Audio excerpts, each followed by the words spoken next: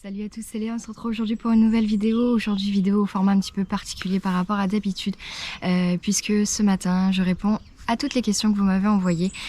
C'est la vidéo FAQ des 1000 abonnés, ou vos questions comme vous voulez. Donc voilà, donc je vais prendre le temps pendant mon run de répondre aux questions que vous m'avez envoyées dernièrement. Puis bah c'est parti, on y va tout de suite, allez.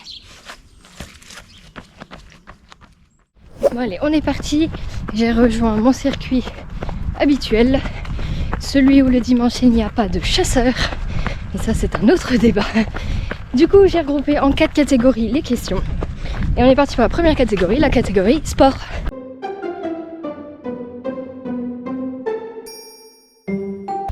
Première question. Quand tu commençais la course à pied, le trail en particulier? Je cours depuis maintenant 7 ans. Presque 8. Et j'ai commencé le trail il y a 6 ans je dirais. J'ai commencé assez rapidement en fait après le début de la course à pied. Mais ça c'est l'objet d'une autre question. Question suivante. Pourquoi et comment t'es-tu lancée dans le trail? Alors, je suis pas une coureuse très rapide. Vous l'entendez, je suis essoufflée en faisant footing et en vous parlant. Donc courir sur route, c'est vraiment pas l'éclate pour moi. J'ai jamais aimé ça. J'y prends pas vraiment de plaisir. Du coup, je me suis rapidement tournée vers le trail, qui nécessite quand même de courir moins vite et puis qui pour moi est beaucoup plus ludique. On s'ennuie pas en trail et c'est vraiment pour ça que j'ai choisi ce sport quoi, parce que je m'éclate, parce qu'on peut courir très longtemps, on peut courir de nuit, on peut courir de jour et ça franchement c'est le pied quoi, franchement c'est le pied. Alors du coup question suivante, ma carrière sportive jusqu'à maintenant.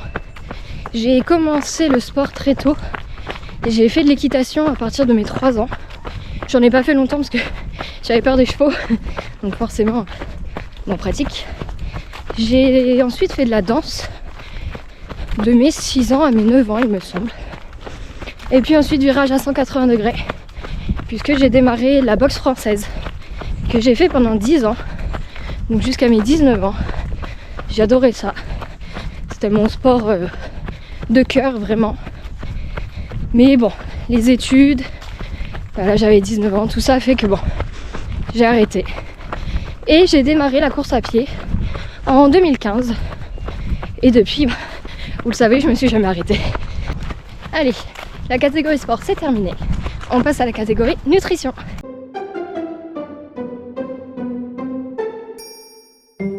La première question, que prends-tu au petit-déj? Alors, si la question porte sur le petit-déj d'avant-course, je prends des gâteaux sport tout simplement, de la marque Oversteam.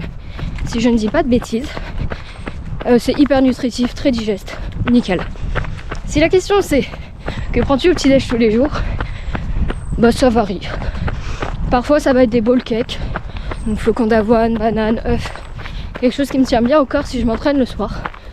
Sinon si je veux me faire plaisir, eh ben rien de tel que baguette de pain, beurre, confiture. Ça c'est le petit déj idéal. Allez, question suivante. Comment gères-tu les fringales? Beau truc, clairement je les accepte comme elles viennent. Si dans la journée j'ai faim, bah je mange en fait tout simplement. Alors je mange, je fais quand même gaffe, hein, je vais pas me gaver de cochonneries ou de choses comme ça. Mais si j'ai faim, bah, je prends un fruit, je prends une compote. Voilà, je mange tout simplement. Et si par contre c'est comment gères-tu les fringales en course, parce que j'ai repensé que c'était peut-être ça la question du coup, bah en fait j'en ai pas. J'ai jamais eu de fringales en course tout simplement parce que je fais attention à ce que je mange tout le long de ma course. Je prends les bonnes doses au bon moment, ce qui fait qu'en fait j'ai jamais faim en courant.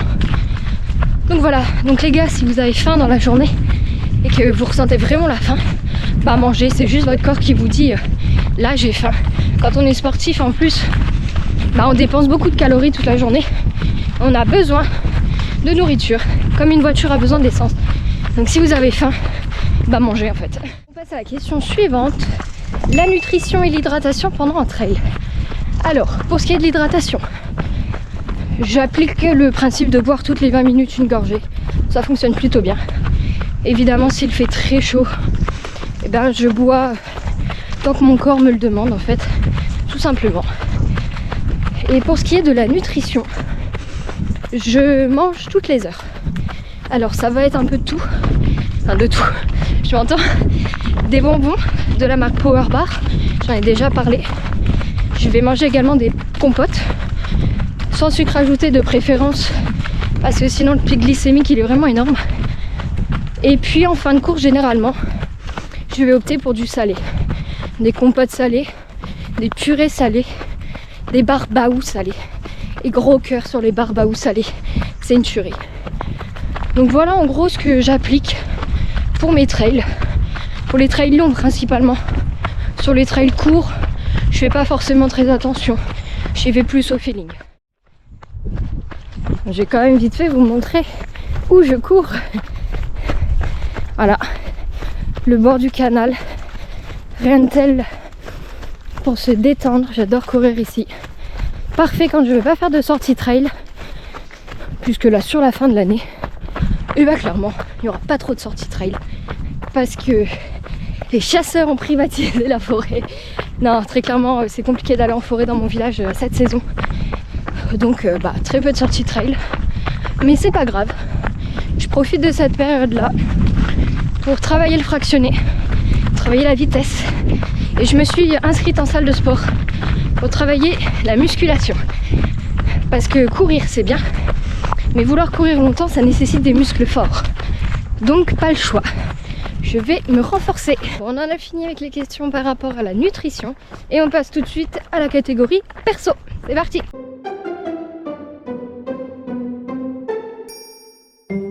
Alors, première question, ce qu'on m'a posé en commentaire YouTube, ce que je fais dans la vie.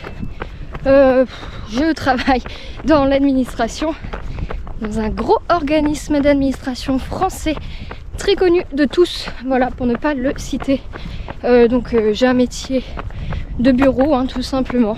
Je suis assise toute la journée, d'où le fait que je fasse énormément de sport à côté. Parce que d'être toute la journée assise, c'est pas bon pour le dos, c'est pas bon pour les jambes. Donc on se bouge après le boulot, les gars. Alors, question suivante. Comment tu gères volume entraînement et boulot vie perso? Alors, j'ai un métier qui me permet d'avoir des horaires adaptables. C'est-à-dire que j'ai des plages horaires fixes et des plages horaires variables. Donc moi, j'ai choisi de faire 7h30, 16h en prenant que 40 minutes de pause le temps de midi, ce qui me permet de quitter tôt et pour pouvoir m'entraîner. Du coup, c'est hyper pratique. Je ne travaille pas les week-ends et il faut le dire, j'ai un conjoint qui me supporte dans le sport et qui me permet de réaliser tout ça. Donc ça, c'est hyper important d'avoir des gens qui vous soutiennent dans ce que vous faites, des sports qui sont prenants. C'est très très important. Et du coup, en fait, c'est plutôt facile pour moi au vu de mes horaires de concilier les deux. Je fais du télétravail également, donc c'est d'autant plus facile de gérer le volume. Mais sinon, comme beaucoup de gens, je me lève tôt le dimanche matin pour aller courir et pour pas que ça empiète sur la journée. Je m'entraîne parfois tard le soir, ou je m'entraîne même des fois les temps de midi si j'en ai l'occasion. Donc de mon côté, c'est plutôt très facile de concilier les deux. On m'a demandé quelles étaient mes autres passions à part la course. J'en ai beaucoup.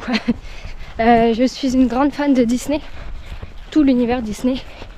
Je vais à Disneyland à peu près tous les 2-3 mois environ. Donc je passe vraiment beaucoup de temps là-bas.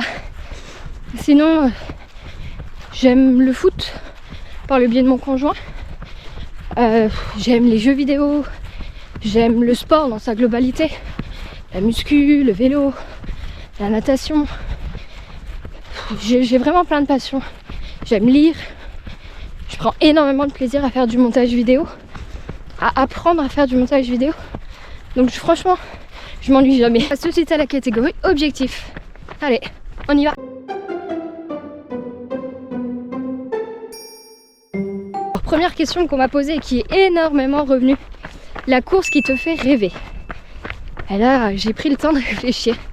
Et finalement, j'ai pas pu en choisir qu'une seule. Je vais donc vous en donner deux.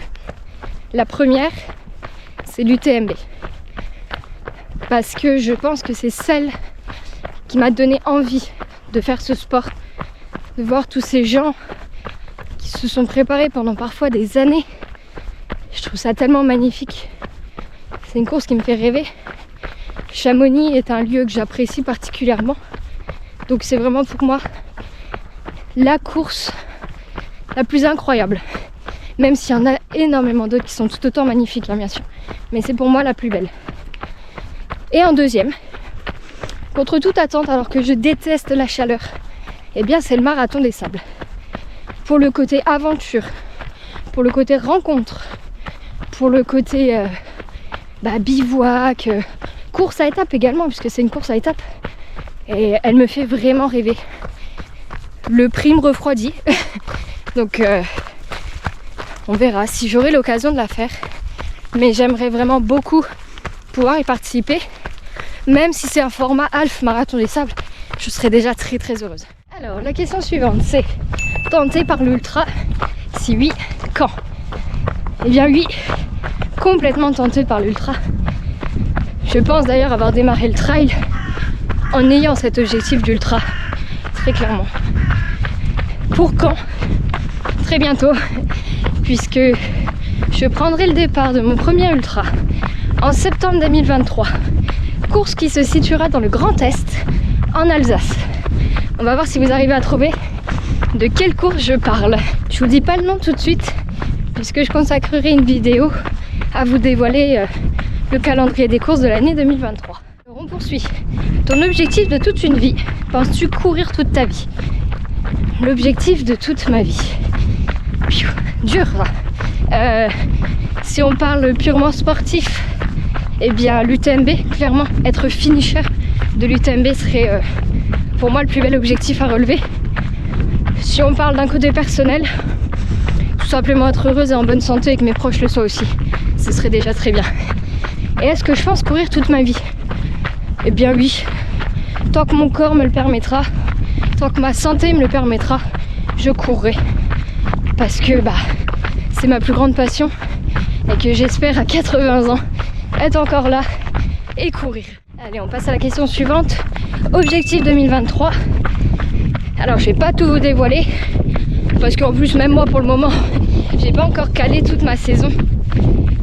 Mais premièrement, le Trail Alsace by UTMB, je serai sur le 50 km, ça a lieu au mois de mai, ça va être top.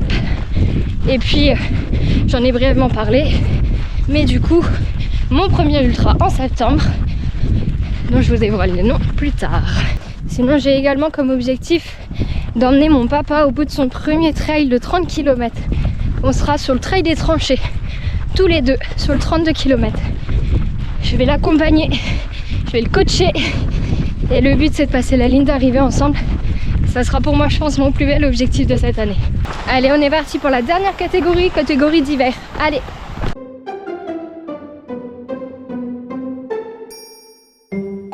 Du coup, la question que j'ai trouvée hyper intéressante d'ailleurs, éprouves-tu autant de plaisir à courir en filmant? Alors oui, très clairement, pour deux raisons. La première, c'est que pendant un trail long, qui dure des heures et des heures, il arrive forcément un moment où le mental est un petit peu bas, où on a des petits coups de mou. Et finalement, sortir la caméra et pouvoir dire à l'instant T ce que je ressens, c'est comme si je le disais à quelqu'un qui allait me répondre en fait. Ça me fait beaucoup de bien. C'est hyper motivant de se dire que vous allez pouvoir vivre avec moi la course. Donc ça, c'est une des premières raisons qui fait que j'éprouve beaucoup de plaisir à courir en filmant. La deuxième, c'est que finalement pour moi la course elle s'arrête pas au moment où je passe la ligne d'arrivée. Parce que dès le lendemain, je commence le montage de la vidéo, je revois les images et la course se poursuit finalement. Elle va se poursuivre aussi à travers vos commentaires, à travers les messages que vous allez m'envoyer. Et donc pour moi c'est la plus belle des manières de faire continuer la course et d'en garder un souvenir qui restera toujours finalement.